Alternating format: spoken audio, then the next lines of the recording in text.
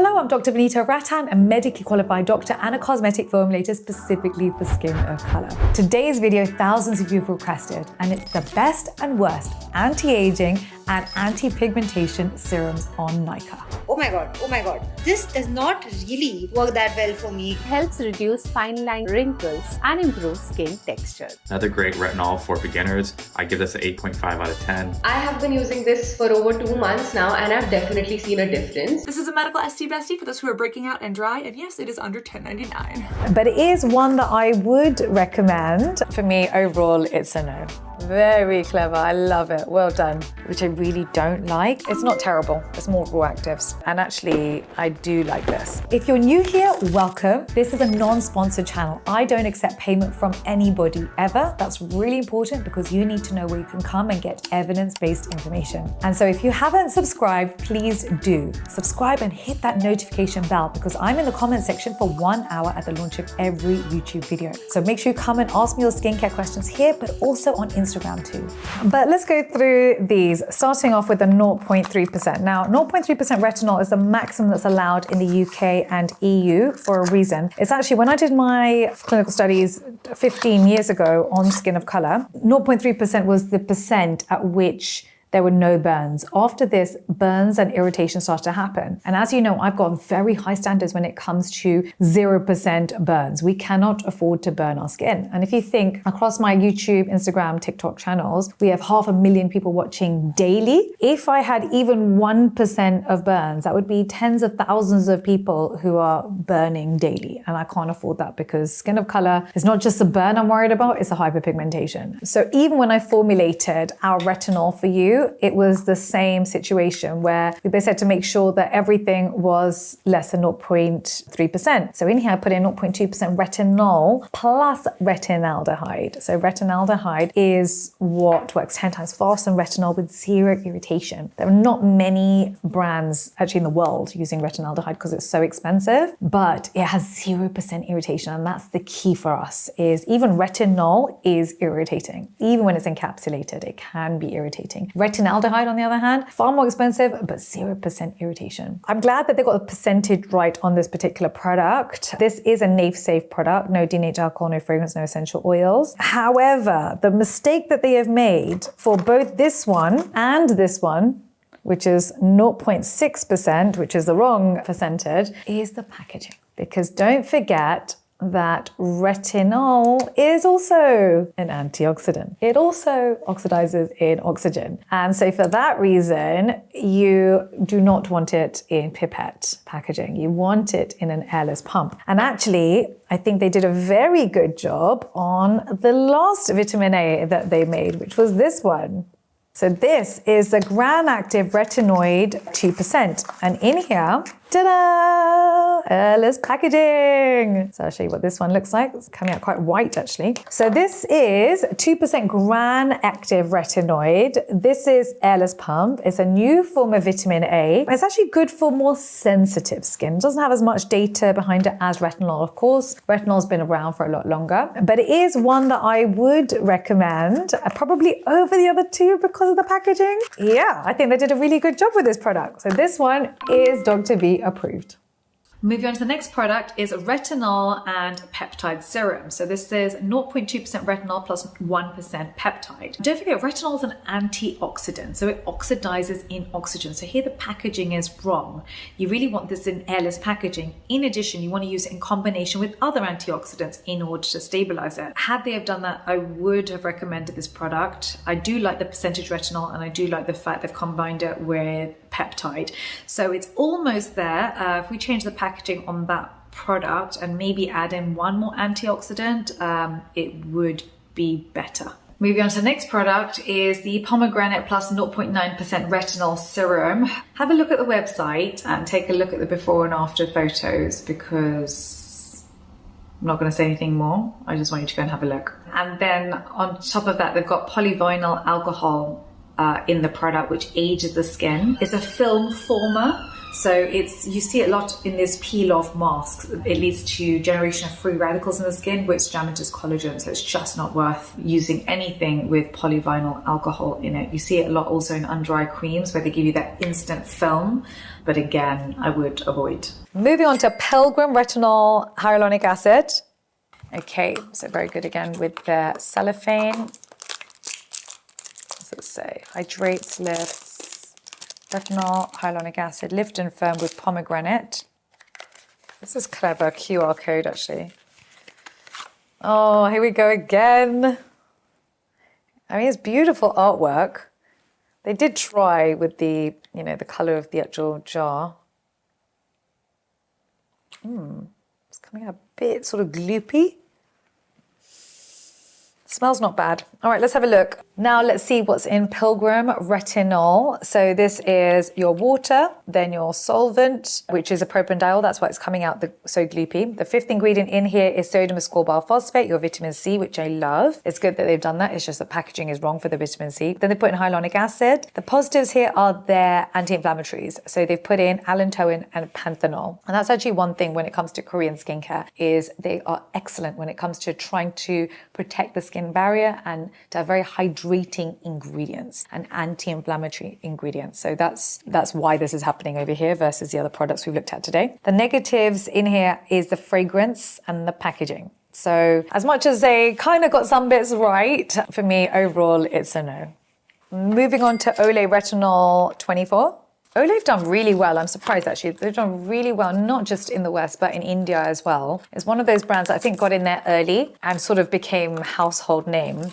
But this was sort of before the skincare revolution, I would say, that happened during COVID. Because during COVID, we sort of all became very educated on skincare. And it was no longer about, expensive sort of marketing and glossy ads and having Bollywood stars, holding up products on a banner. It changed. I think people became really savvy with ingredients. And that's why I think Olay is probably struggling a little bit in this market because so many Asian or Indian entrepreneurs have come up in India in this space. I have to say, positives of this is the packaging is gorgeous. My favorite packaging so far from the entire list of everything I've tried so far. Oh, very nice. Interesting. I like this. Okay, does this mean I pump this? I feel like there might be a hole somewhere. No? What is going on? No, hold on.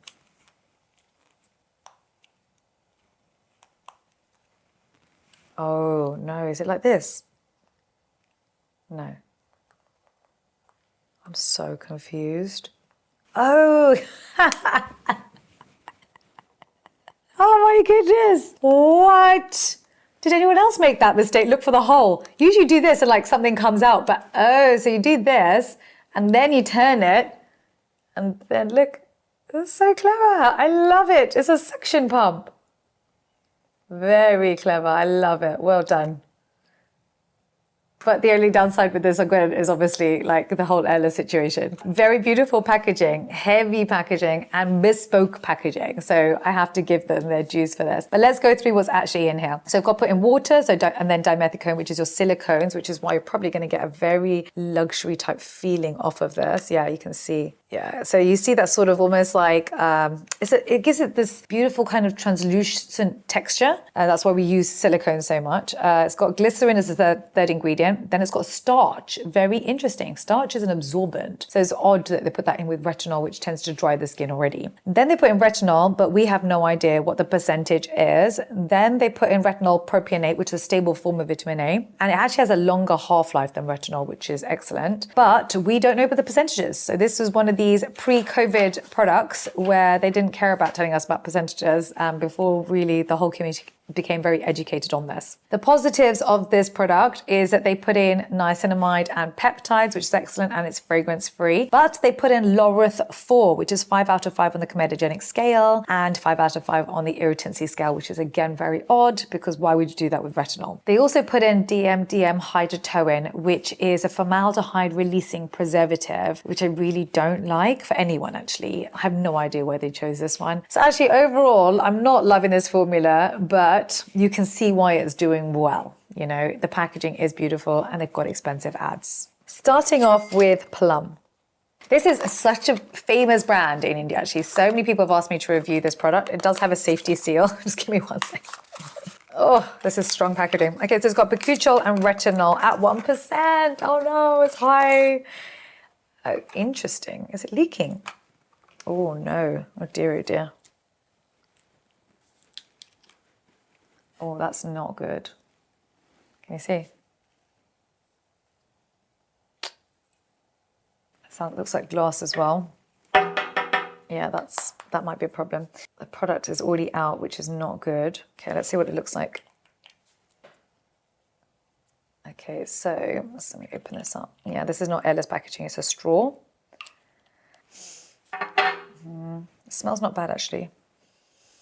Oh no.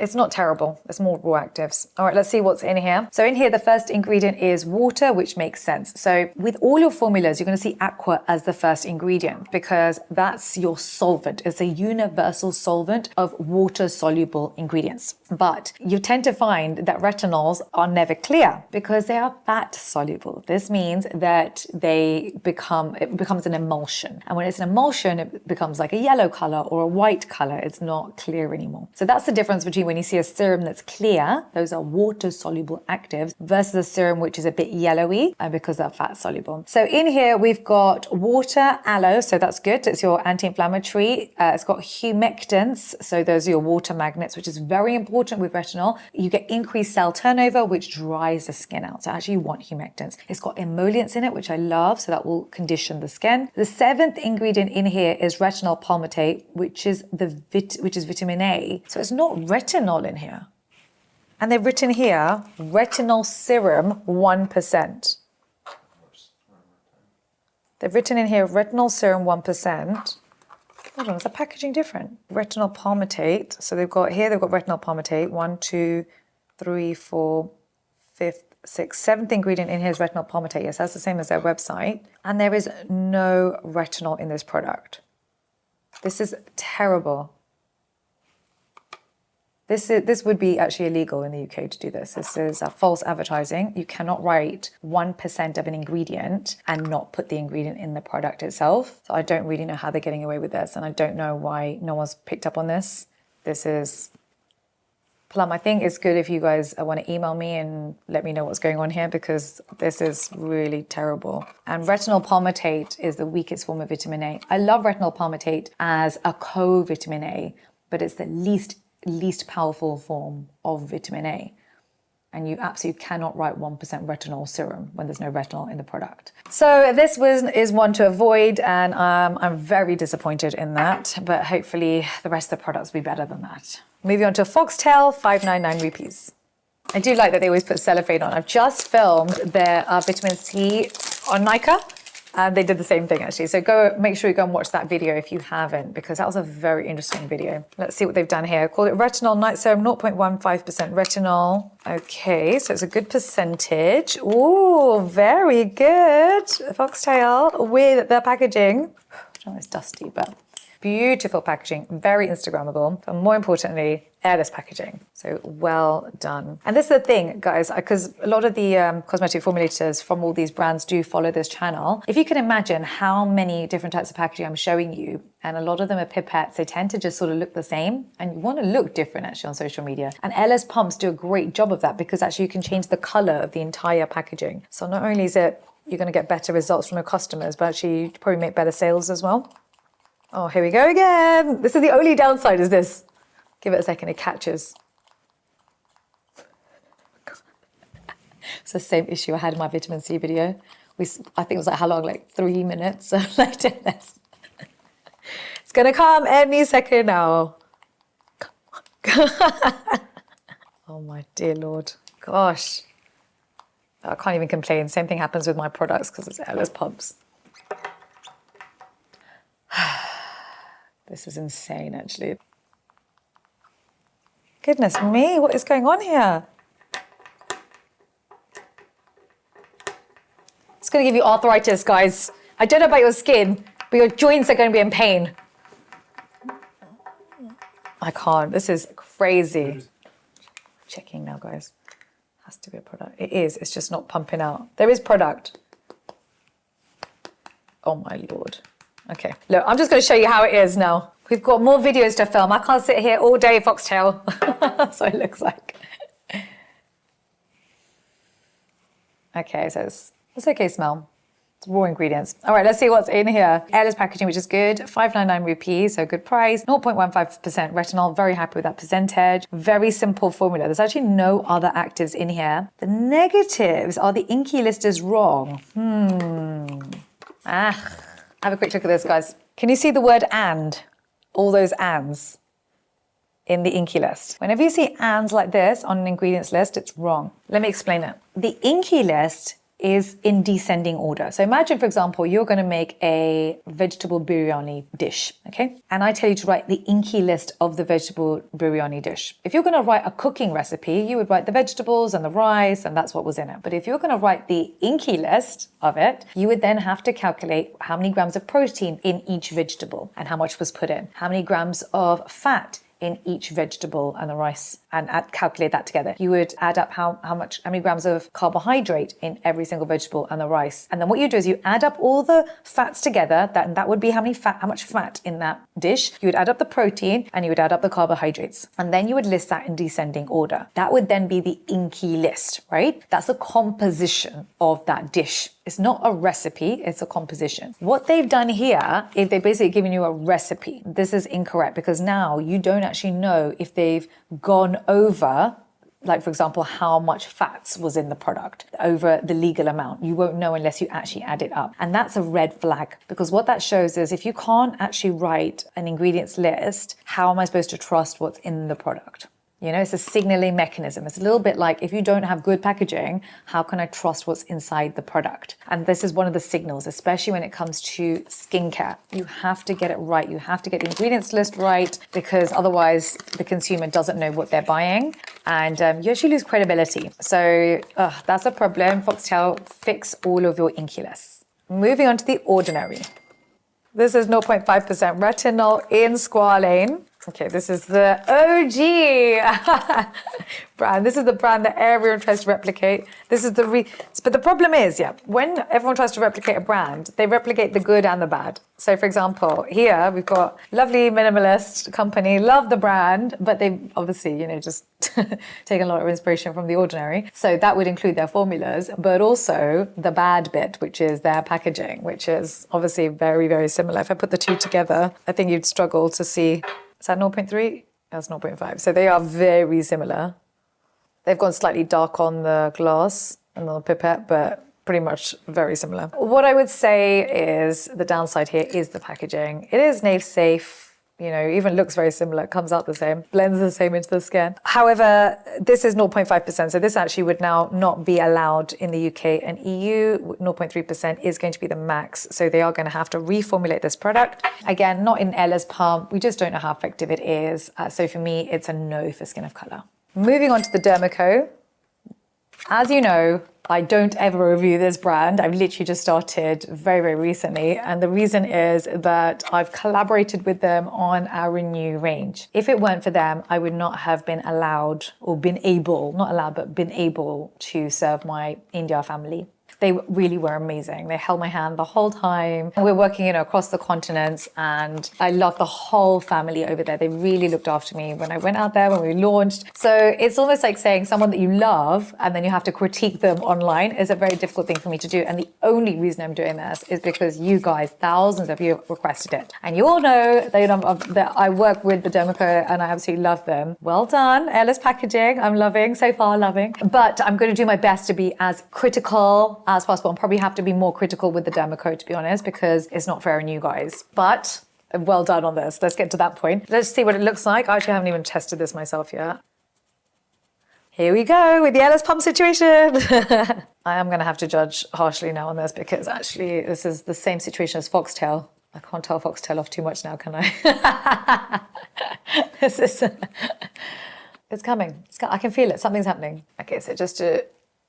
Nice, okay, so it's coming out quite yellow, very creamy, rather than clear, which is fine. So let's go through what's inside this product. So in here, they've obviously put in water, emollients to condition the skin. The fourth ingredient in here is glycerin, so that's your humectant. The fifth ingredient in here is your vitamin C. So they've gone for tetrahexyldecyl-ascorbate. As you know, that's one of my favorite forms of vitamin C. If you don't know, I have actually just today filmed a video on vitamin C's on NYKAA, the best and worst. So go and have a look at that. There's more emollients in here, and then of course the preservatives. So I actually really like this formula. This is a NAFE-safe formula in airless packaging. And actually, I do like this. So there's not much I can say against this.